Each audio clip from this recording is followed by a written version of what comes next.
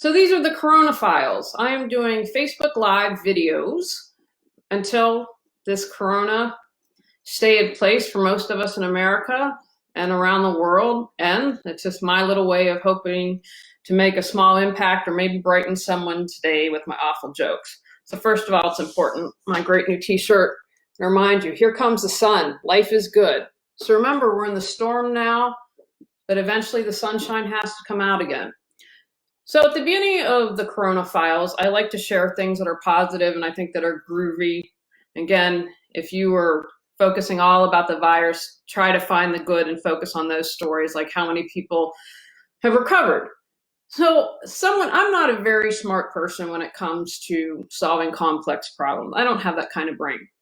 But I read where, and I don't remember where it was, and I'm thinking it's catching on, that people in the community have started raising money to feed healthcare workers. And what's so awesome about this is they're supporting local restaurants. As you know, some have shuttered, some have closed, but the restaurant industry has been severely impacted. And so what these people are doing is doing a rotating small business. We'll pay you, they've raised a fund, we'll pay you, please go feed the healthcare workers. I love solutions like that. We have the ability to solve everything if we choose to. So that's just a good news I wanted to share. The other thing I want to remind you about, and again, this is the third episode I'm doing. The first one was finding the opportunity, finding what can be good in a really terrible situation with all of this. And again, I don't discount anyone who's really struggling. There's been a lot of drama in the past 48 hours, unfortunately, with our HOA. And I really try to stay above the fray. And if you follow my podcast, Clear Your Clutter Inside and Out, we were denied solar panels. We are going to be filing a suit in small claims court against the HOA board for violating a couple of things.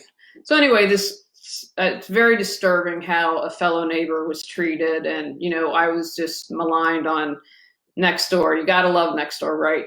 But my point with all of this is in the past 48 hours, there have been some things that are only going to strengthen our court case.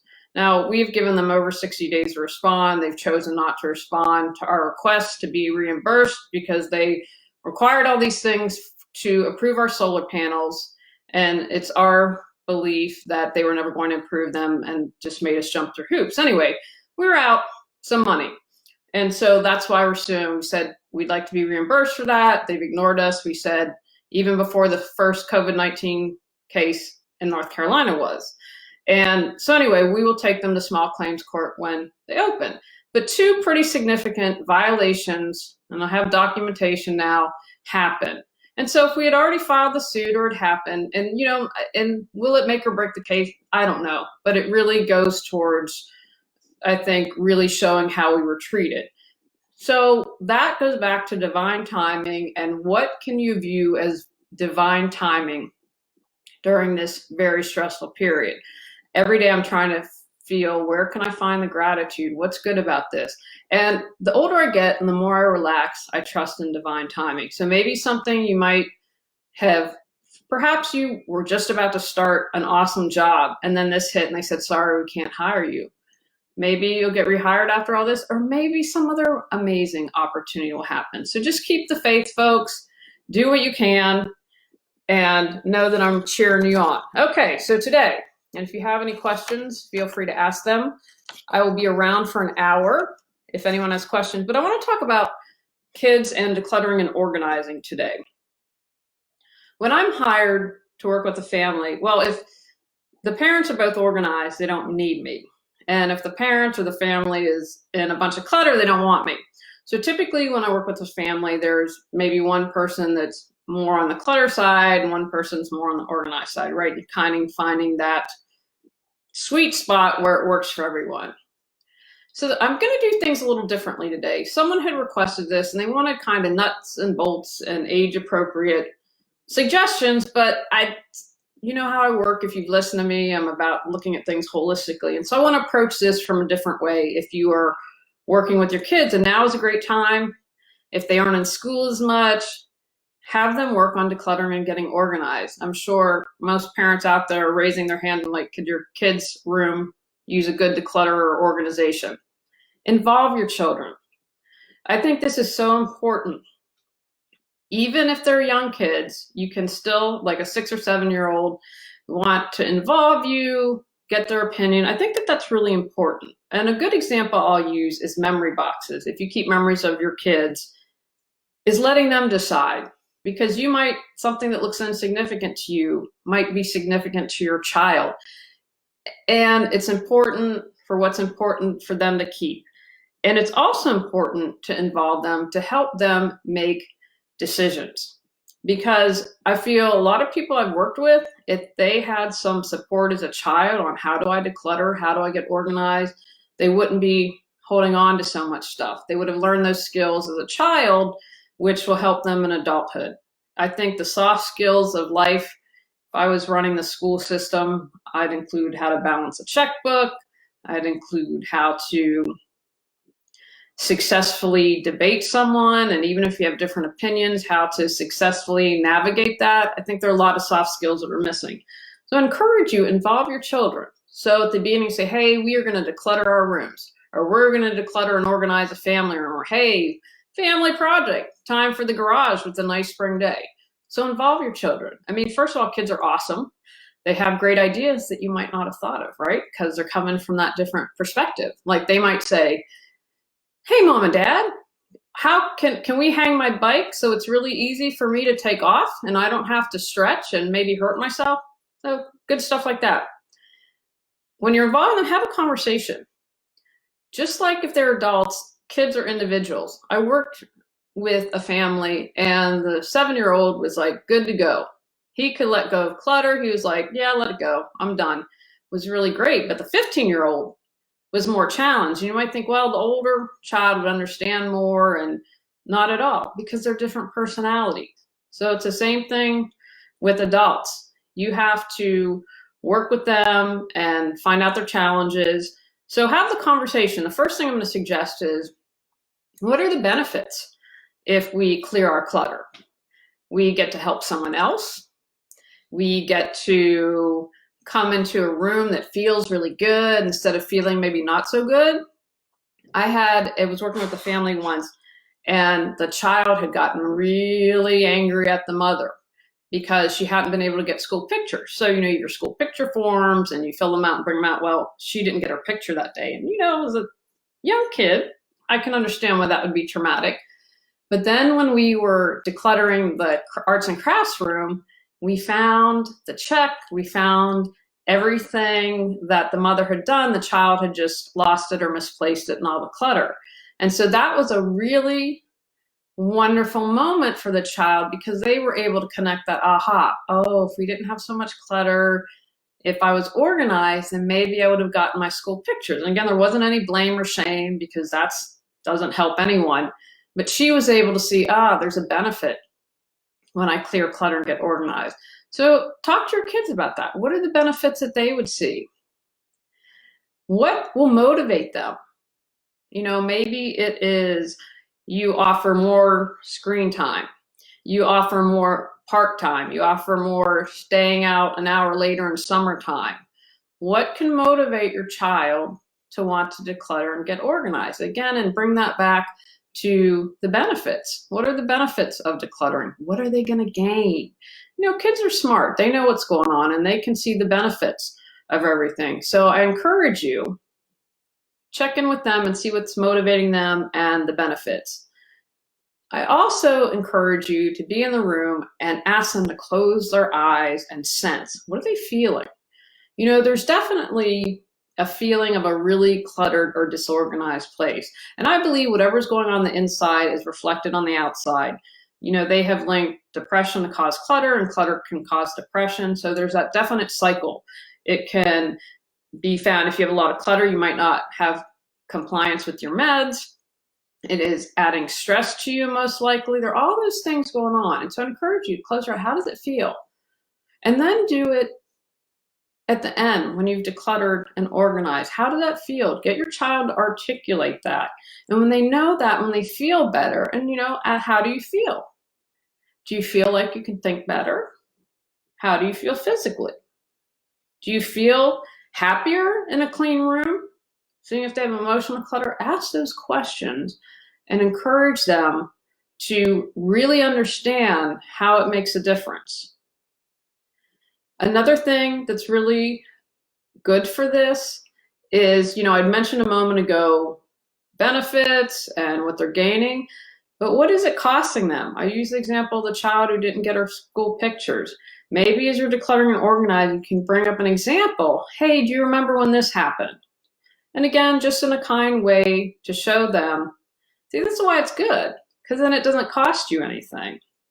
And kids are smart. They will get it. They will understand. But have them be aware of that, because again, you're teaching them a skill. And you're teaching them a skill to how to let go. It's not, we as a culture are a culture right now of consumerism. There's definitely been this movement to simplify, less is more. But right now as America, let me just talk about the United States, feel that there's this definite consumerism emphasis. We've been told to buy, buy, buy. We have to keep the economy going, buy, buy, buy. And as I mentioned, there is a movement to get away from that, but you can understand how kids get caught up in that. But these are opportunities to say, well, we don't always need the latest and greatest game. What is it that we could do instead of being on the electronics? Can we play a board game as a family? Can we take a walk in nature? There are opportunities here to focus less on the having and more on the being. So it's a good practice. How do you let go? It's not always easy. I know I am most challenged. We have downsized another round. We are now down to the laundry room, part of the laundry room, our master bath, bedroom, and closet for the year. So we're doing pretty well. I'm trying to utilize this time as much as I can. Out of everything we've done and everything that's less, the hardest for me is going to be the bookcase, because sometimes it's hard to let go of books. And my goal is to keep it to one bookcase. And it's hard because especially I just am starting an online class on plants and herbs and learning how to work with them. And I just had to order a couple books and I'm excited, but it's like, oh man, you have to really go through the books. But if you understand how to let go, talk about how it helps your mental clutter. What are you afraid of? One of my big things that I say a lot is trust you will get what you need when you need it. And if you're able to get that mindset, if I let that go, then whenever I need to appear, that's kind of getting back to divine timing. I'm going to trust that things that are meant to happen will come in as they can. So think about how you can teach your child to let go. And again, have a conversation around this. I think it's really important to get the child's perspective and what's important to them and see what they have to say. Also, another great skill to practice during this time is decision making. How do we make a decision to let go? How do we get organized? How do we do this? They used to call me in college, they used to call me indecisive one.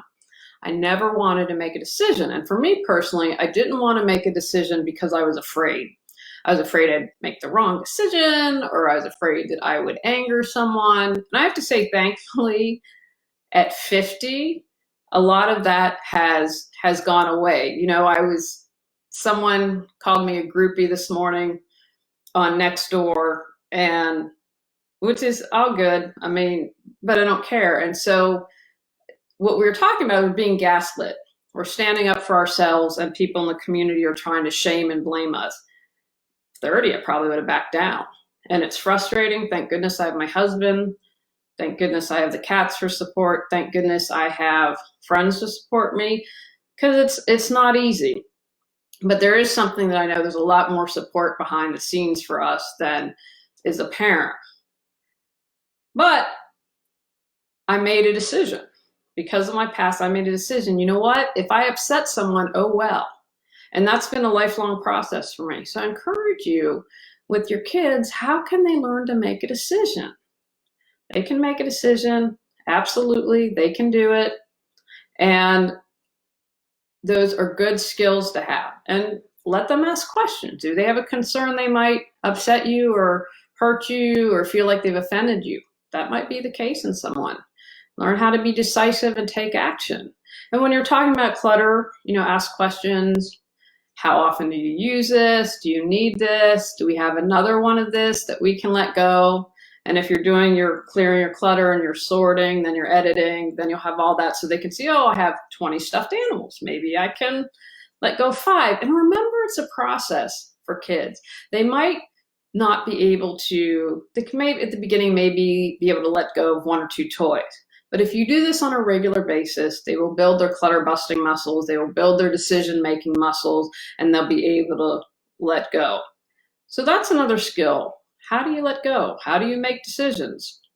And think that that's something really important. And I would also spin this whole process to a positive. You know, people, oh, decluttering, oh, organizing. Not everyone, but a lot of people do. And, you know, it can be boring, it can stink.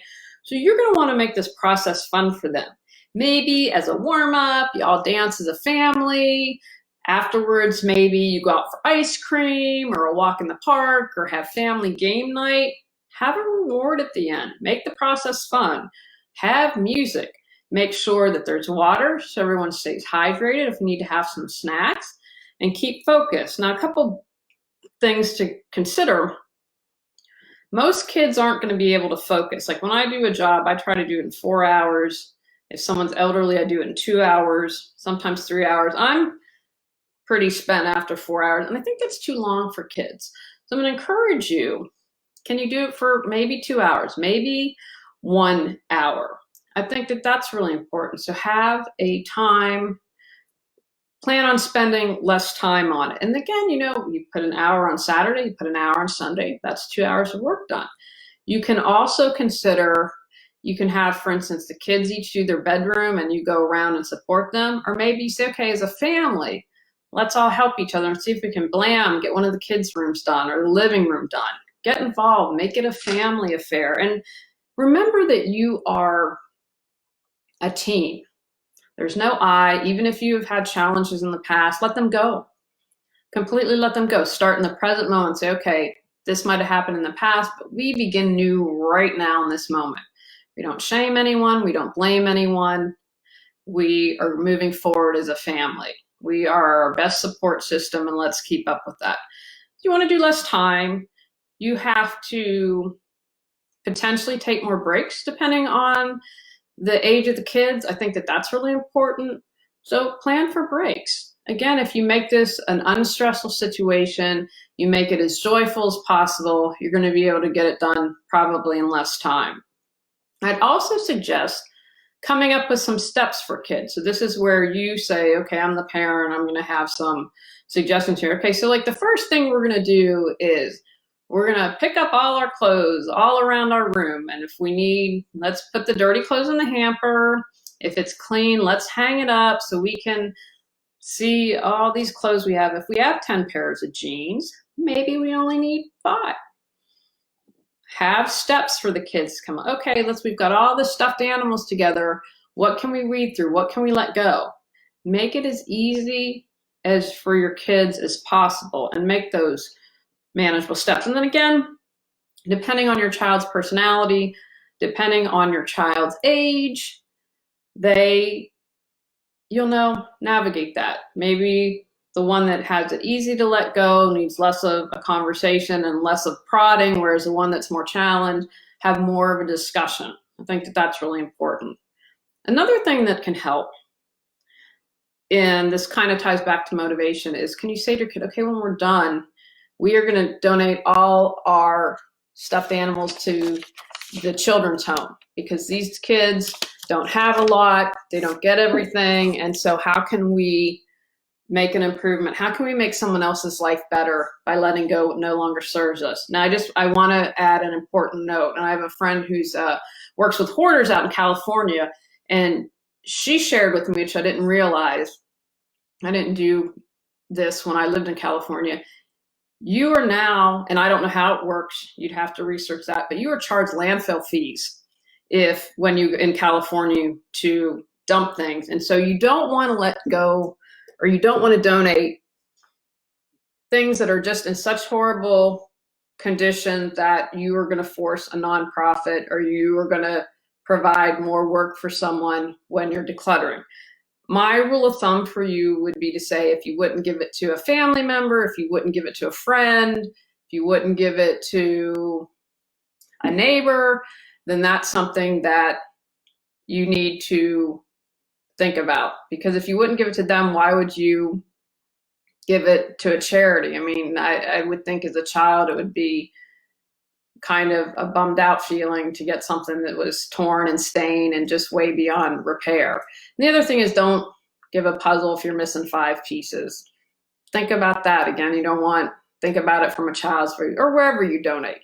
Or maybe you donate your bedding and your towels. You're going as a family to do things, and so you donate those to an animal shelter that can use them. And so have that plan on hand, because, you know, right as soon as you're done, let's go, and we're going to make them so happy at the animal shelter that they have blankets for the cats and dogs that come in, the bunny rabbits, and that's going to make the child feel really good. And again, get them involved. What charity, what's important to them? What do they want to donate to? So those are just a couple tips.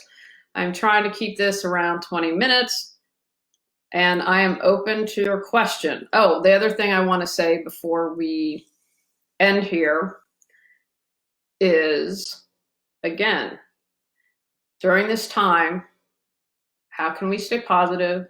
How can we see the opportunities? How can we be grateful? There's a lot of good out there, and I definitely encourage you to seek it. Remember, I have my podcast, Clear Your Clutter Inside and Out, coming up in April. I'm talking about eco-organizing, being green. So I also talk about it the first episode in April, which is tomorrow. Why being green, how that can save you time and money. So if you're like, you just might want to listen in to learn that. I also have Clear Your Clutter Inside and Out on video, if you are more visual and like to watch that. And finally, I have books. If you go to reawakenyourbrilliance.com, or on Amazon if you need a little more support. And remember, there's no shame in support. So you have plenty of options out there. I'm very excited. We are almost, I'm hoping when I do this, and I haven't decided, next week is Easter Monday, and I don't know if actually most people are going to be able to celebrate on Sunday with at least here, you can't have more than 10 people. I haven't decided if I'm going to do a Easter episode Monday, but let me know. I'd like to know what topics are of interest to you. First one I decided, second was a request, today is a request. What is it that you'd like to hear more of? What is it that you would like me to speak about? And I will end with my signature catchphrase, go out, clear your clutter to create the life you choose, deserve, and desire.